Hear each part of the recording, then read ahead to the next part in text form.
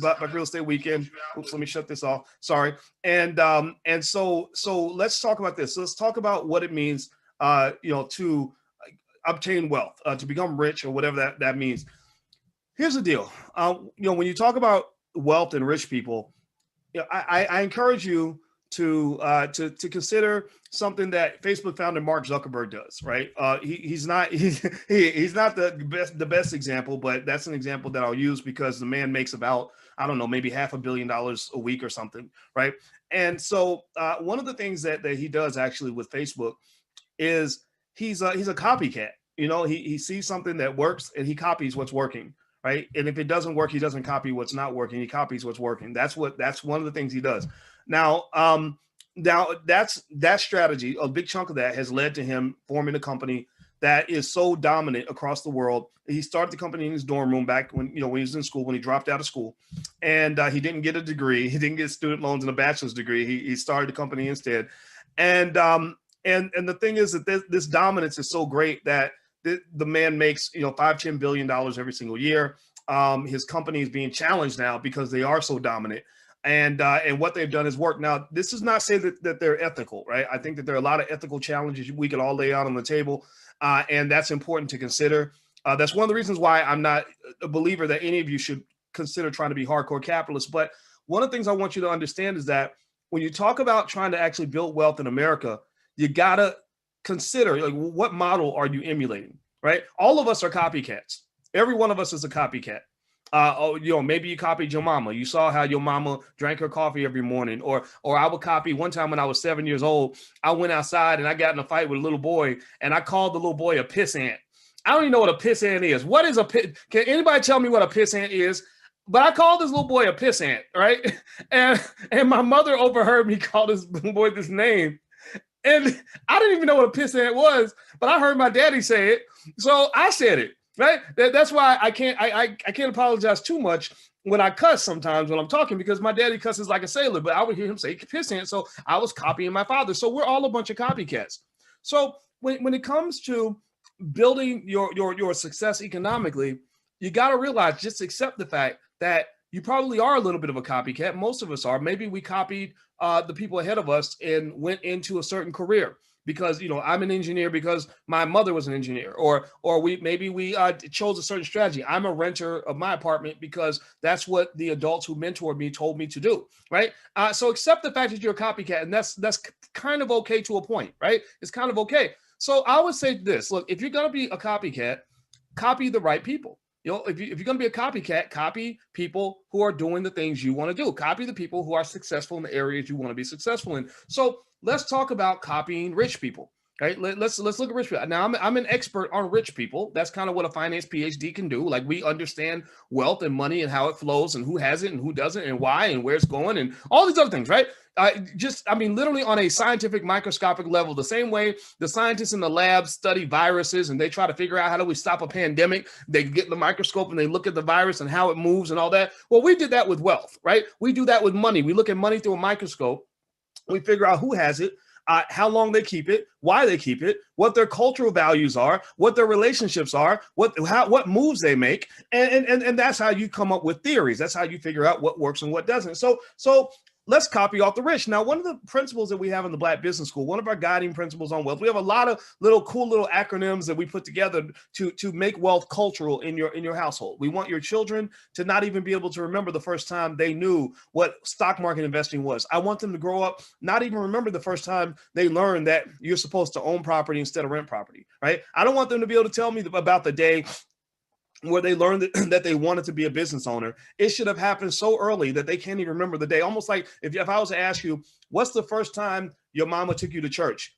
Most of you probably can't remember the first time your mom or your grandmother took you to church. I don't remember, because my grandma took me to church literally when I came out of my mother's stomach. So with that said, one acronym that we use, you're not going to find this in a textbook anywhere, but this is a great way to understand wealth and how wealthy people think and how wealth builders think, how bosses think, how owners think. It's OPP, right? And I came with this acronym not from the rap song. We're not being ratchet here, right? Y'all know OPP stands for other people's, you know what, right? But we're not talking about that. Now, if you're a little ratchet, you might say it stands for other people's profits, right? But we're not even talking about that. Or you could even say it stands for other people's property, which might describe gentrification, which might describe economic competition and powernomics, which is real, whether you want to believe it's real or not, right? Whether we want to accept the fact that the world is a competitive world, we know that competition is real. So other people's property might be an accurate way to describe what OPP stands for, but that's not actually what we use it for. What OPP stands for us as a wealth building mindset is opportunity, patience, and perspective. Opportunity, patience, and perspective. And so here's what I'm going to do. I'm laying it out in a framework to help you walk away with something today so that you'll be better people as a result of this conversation. Better in terms of achieving your goal, better in terms of providing for your family, better in terms of finding the freedom that you seek. You are the talented 10th. The fact that you came to this conference and some people didn't means that you're going to have a different set of outcomes than people who chose to do something different, right? And so opportunity, patience, and perspective. What does that mean? Well, wealth builders understand what it means to be rich and what it means to be poor. Now, the word poor, it has one way to describe it is it could be seen as an acronym for standing for passing over opportunities repeatedly.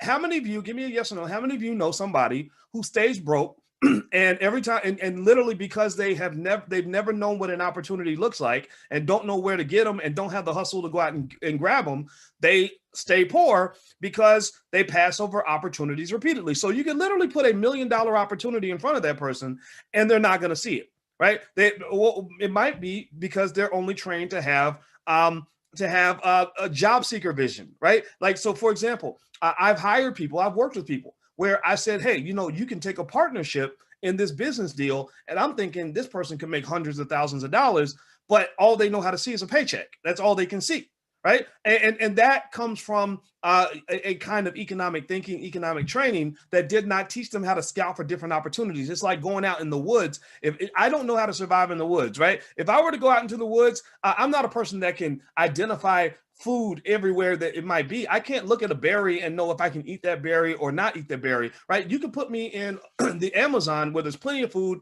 to eat and I might starve to death because I've never been trained to identify where the food actually is.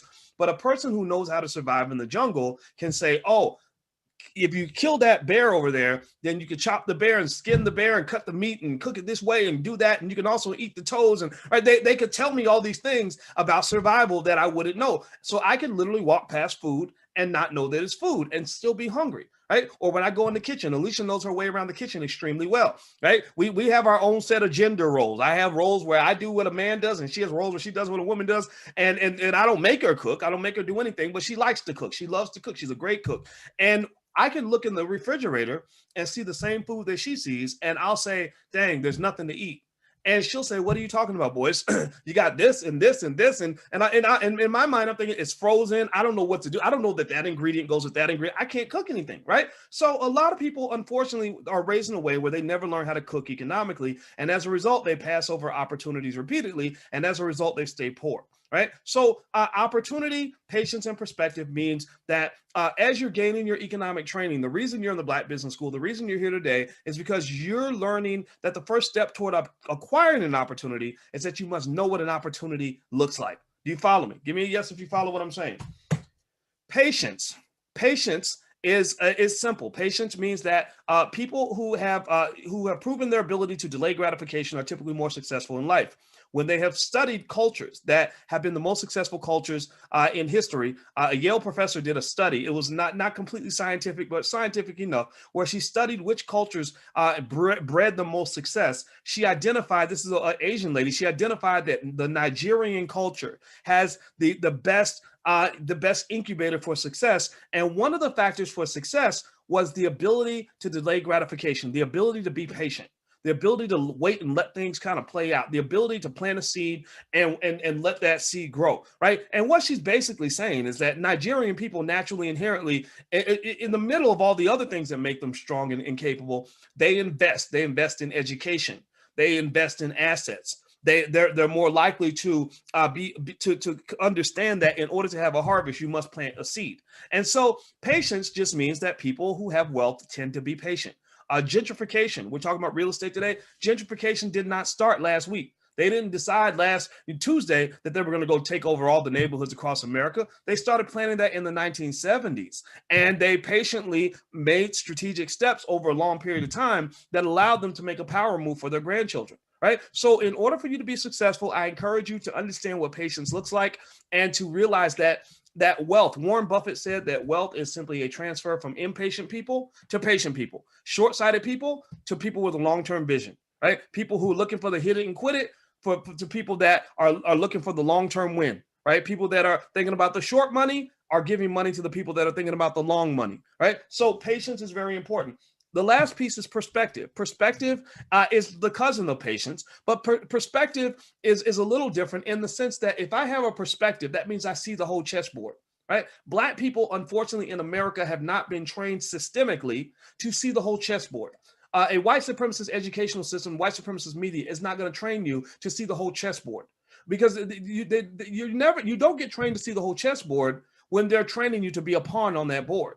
They don't want you to see the whole board. They want you to be on the board so that someone else who sees the board can move you around like a chess piece. So a wealth builder tends to have perspective. They have the ability to see the future, the long and wide. They can see what's happening across the world. They can see what's happening long term. And there's a practice. It takes practice to kind of think that way. So I'll give you an example. In mathematics, there was a concept we used to learn called dynamic optimization that I'm not going to go into the details of the concept. It might make your head hurt a little bit, but basically it just kind of says that when you make a decision, you want to think long term. You want to think about where you're trying to go and then work your way backward. That's basically what it says. So I use that actual decision making process when I make decisions in my life. When I think about what I'm doing on a day-to-day basis, I don't think about today. I'm not thinking about right now or 2020, right? I'm thinking about things like the year 2070. And I'm thinking, where do I want Black people to be in the year 2070? And then I work backward. And that helps me figure out what we need to do right now today. Because I'm not worried about today. I'm worried about 2070. The only extent to which I'm thinking about today is that I want to plant seeds that are going to grow for tomorrow. So it's about perspective. The person who has perspective tends to win. So OPP stands for opportunity, patience, and perspective. That's what wealth builders do. And what I want you to kind of consider is this. You probably you may be like me and not quite understanding where you are in time, right? In time, I talked to that 21-year-old. I told you the 21-year-old cousin who hit me up and was asking me for advice yesterday, and it was a great conversation. I love talking to young people who listen. You know, a lot of young people don't want to listen. But I said, okay, well, since you're listening, I'll tell you things. If you weren't listening, I wouldn't tell you anything. I would just say, yeah, that sounds great. Go do what you want to do. Good luck, right? But he was listening. So I said to him, I said, you have to be as old as I am to know how young you are. And I said, 21 seems old because you don't know what it means to be 22. You've never been 25. You've never been 30. You've never been 35, 40. So you think 21 is old, and that's fine. Just like I think 49 is old because all I compare to is 48, 47, 46. I said, but a better way to kind of look at your life is to imagine this. Think about it like this. You are the ancestors. You're not the grandchild. You're the grandparent. You're the great-grandparent. You're the great-great-great-grandparent. Rather than looking at your life as 2020 kind of being the culmination of all the things that have happened before today, think about your life in terms of believing that 2020 is the beginning. It's the beginning, right? It's just like 1602. 1602 in your mind is the beginning, right? Of all the things that are going to happen after that. Well, 2020 is the beginning of all the things that the real stories are going to occur in the year 2100, 2200, 2300, 2400, right? So when you look at your life as the ancestor, as opposed to looking at yourself as the descendant of somebody else, it gives you another point of view. Now, I'll give you an example to help you understand that. Imagine if you went back 100 years and you could talk to your great-great-great-grandmother. And you went to your great-great-great-grandmother, and let's say that you wanted your family to be really wealthy in the year 2020. So it's the year 1920, right? The roaring 20s are about to start. Stock market's booming. The economy's recovering from the war, right? And they can't imagine, things like you tell them, oh, yeah, in 2020, there's going to be a Black president, or 2018, or 2012, you know what I'm talking about, Obama, right? And they're going to be like, no way. Ain't no way a Black person could ever be president, right? Like a lot of things are happening now that they couldn't imagine 100 years ago, just like 100 years ago from now, a lot of things will be happening that you can't imagine today. So imagine if you said, look, Grandma, we can be really wealthy. You just have to do certain things. And let's say your grandma says, no, but we're poor. We're sharecroppers. We don't have any money. What are you talking about? Well, what would you tell your grandma to do? You might say, well, Grandma, let's get some property. Let's try to secure it, legally so that, that we can buy this land. And let's say your grandma was like, I was going to buy the house, but houses are expensive. This house costs a whole $4,000, right? and you're in New York City, and your grandma's complaining that the house in New York City in the middle of Manhattan costs $4,000, what would you say to your grandma? Right? What would you say? You would say, come on, grandma, let's figure this out. Let's figure out if we can pull together a family fund and buy this house, because this same piece of land is going to cost $1 million in the year 2020, right? That's what you would do. You would do everything in your power to whatever resources were around. You would accumulate those resources so that you could get your foot planted in the sand, so that when the asset value grows, your wealth will grow too, and your family will be better off 100 years from today, right? That's what you would do, right? Well, imagine if, now let's flip it. Now imagine if you're the great-great-great-grandmother or the great-great-great-grandfather, and imagine if you had a descendant 100 years from today who came back and was talking to you. You would sound just like your grandma. You would probably say, oh gosh, real estate in New York is so expensive. That house costs $1.2 million or whatever. And that descendant of yours would be able to say, no, you don't understand, Grandpa. That house is going to be $10 million in my time. So we need to lock it down now, or that those shares of stock, that Amazon stock that's 3,000 now costs 300,000, or that Bitcoin that's 20 grand is $500,000. Grandpa, we must invest. We got to make a move now. We must do it now, right? That's what your descendants are screaming to you. That's what they're saying to you. They're saying, make a move. And you're saying, well, I don't really have enough, or I don't really know what I can do. And they're just saying, like, make a move. Your biggest teammates, your biggest economic teammates are people that have not been born yet. They're not born yet, but what they're screaming, from wherever people live before they're born on earth, they are screaming, make a move, do something, plant a seed, right? So my point today is to hopefully convince you to understand that you got to plant a seed. I don't care where you are. You got to plant a seed. I don't care how much money you have. You got to plant a seed. I don't care if you don't think you know exactly what you're doing, you got to plant a seed. You got to plant a seed, right? So can we at least type this in the chat? That's our term for today. That's the one thing I need you to walk away with before we go into tomorrow. We'll be back tomorrow, of course, tomorrow morning. Plant a seed. So ask yourself, am I planting a seed? What seed are you planting? And not just seeds for you, but seeds for those babies that are coming after you. And, I know a lady who just told me not too long ago that she bought her first house because her grandfather planted a seed and bought one of those war bonds in 1942, right, to support the war effort. And that war bond allowed her to buy a home to allow her to go through her life without ever having to pay rent, which therefore planted the seed or opened the door for her to actually be worth $1 million right now. A regular person doesn't start a business, none of that fancy stuff. Just she's a millionaire because somebody planted a seed. So that's my point for you today. That's what I want to walk away with. That is my message. Plant a seed. You must plant seeds. Communities that plant seeds have a harvest.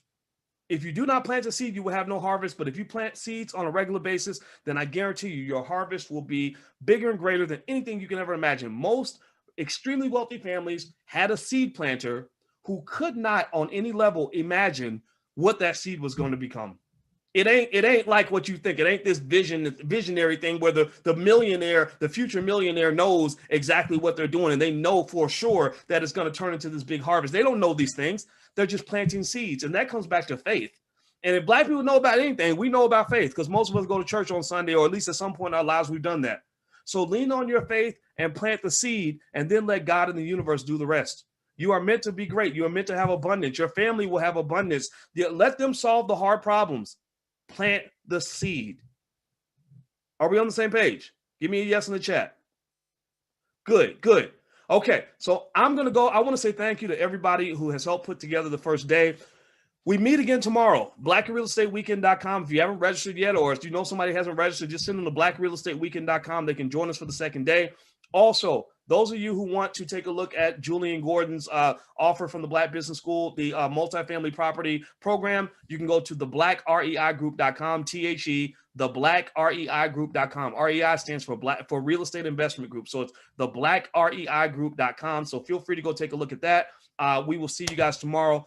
Thank you so much to the team, Jessica and Taryn and Lawrence and Duel and I hope I didn't miss anybody. Oh, Carmelita, of course, and Candace and Miss Stephanie and everybody else that came through. This has been absolutely awesome. And our goal is to change the world. And that's the seed we're planting. We're planting the seeds in you, or you are the seed, or however you want to look at it. But we're going to win because Black people are winners. We've been winning since ancient Egypt and before, and we're going to continue to win in this generation